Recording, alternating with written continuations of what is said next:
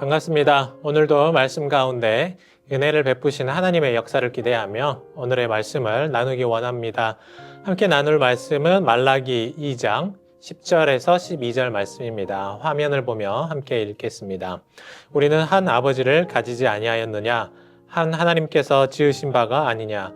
어찌하여 우리 각 사람이 자기 형제에게 거짓을 행하여 우리 조상들의 언약을 욕되게 하느냐?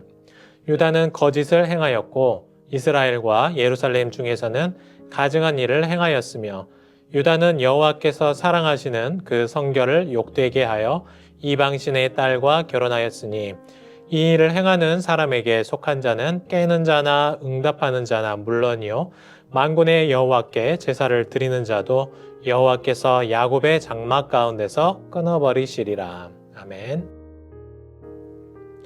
함께 읽은 말씀을 따라서 결혼의 증인이신 여호와라는 제목으로 말씀을 나누기를 원합니다. 가정은 하나님께서 이 땅에 세우신 최초의 사회의 제도입니다.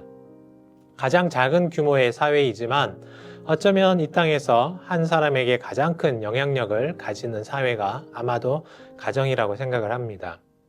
단순히 사랑하는 남자와 여자가 만나서 한 집에 살아가는 것을 넘어서는 어떤 언약적인 특징이 있다는 점이죠.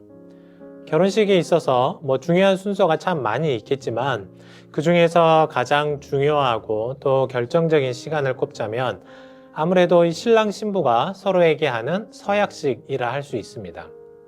보통 옛날에는 주례하시는 분이 검은 머리가 파뿌리가 될 때까지 신랑은 신부를 사랑하겠습니까? 라고 서로에게 물어보곤 했는데요. 단순히 그때의 감정으로 거의 모든 신랑과 신부가 큰 소리로 네 라고 대답을 하지만 과연 우리는 그 서약의 순간에 얼마나 진심을 담았는지, 아니 그 당시에는 물론 진심이었다고 해도 또 얼마나 이 서약이 중요한 순간인지를 생각을 했을까요? 특별히 오늘 말씀을 보면 하나님께서 이 말라기 선지자의 변론에 굉장히 분노하고 계시다는 걸 알 수 있습니다. 하나님은 유다와 이스라엘 백성들과 언약을 맺으셨는데요. 마치 그 언약은 신랑과 신부가 서로 서약을 하고 맺은 것이나 다름없었습니다. 더군다나 오늘 말씀 속에 보시면 이 제사장들마저도 이방인들과 결혼을 했다고 기록하고 있죠. 그만큼 당시 유대 사회가 심각하게 타락했다는 것을 알 수 있습니다. 이것은 단순히 우리 시대에 이루어지는 불신자와 결혼을 하는 것의 그 이상이라 할 수 있겠어요. 당장 신앙관이 맞지 않으면 함께 섬기며 달려가는 것이 아니라 절름발이 신앙이 될 수밖에 없습니다. 그런데 제사장이라 할 수 있는 이 레위 지파에서 이처럼 이방신을 섬기는 자들과 결혼하는 것이 비일비재하게 일어나고 있었다면 이것은 정말로 큰 일이었습니다.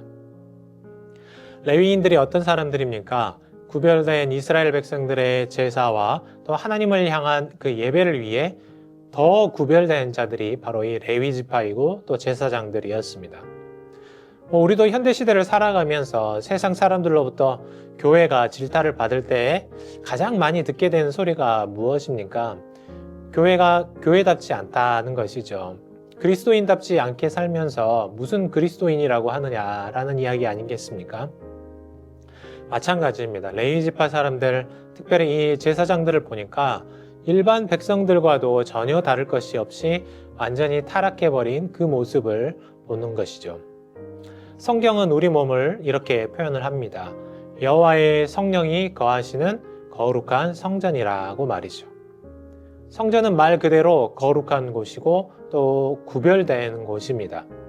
흠없이 지켜져야 하는 곳이죠.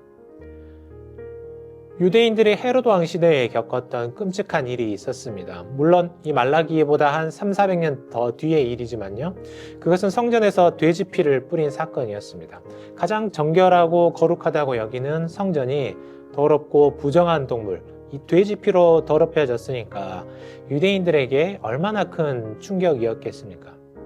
그런데 생각해 보십시오. 성전이 눈에 보이는 돼지 피로 더럽혀진 것은 분노하지만 실제로 우리 삶이 이 이방 우상으로 더럽혀진 것에 대해서는 아무런 꺼리낌을 느끼지 못한다면 얼마나 두려운 일이겠습니까? 하나님은 예루살렘 성전을 깨끗게 하시고 또 제사장들이 거룩함을 유지하기를 바라셨던 것처럼 지금 이 시대에 우리에게도 이와 같은 거룩함을 유지하기를 원하십니다. 물론 불신 결혼에 대해서도 여러 가지 이야기들이 있을 수 있겠지만요. 내가 하나님 아닌 다른 것을 더 사랑하고 높이 여기고 살아가고 있다면 그것은 곧 하나님과 나 사이에 맺은 이 결혼의 귀중하고 고결한 언약을 더럽히는 것과 같은 이치라는 것입니다. 그래서 오늘 말씀을 생각하면서 내 삶이 하나님 앞에서 얼마나 거룩하고 또 구별된 삶을 살고 있었는지를 스스로 점검해보는 시간이 되셨으면 좋겠습니다. 하나님은 우리를 거룩한 성전이라 부르십니다. 또 우리 몸을 거룩한 산 제사로 드리라고 하십니다. 우리가 있는 자리에서 하나님께 내 모든 몸과 삶으로 예배를 올려드릴 수 있는 거룩한 산 성전이요 또 거룩한 제사장의 삶을 사시기를 또 그런 저와 여러분 되시기를 주님의 이름으로 축복합니다. 금요일 건축 기도문을 제가 함께 읽겠습니다. 교회 이전 중에 다음 세대 예배 내리 모임 또 제자훈련 장소로 사용되어질 교육관이 마련되게 하시니 감사합니다. 교회 이전 중에 우리 모두가 겪을 불편 또 부족을 걱정하고 염려하기보다 섬김, 배려, 인내를 배우는 성숙의 기회가 되게 하소서.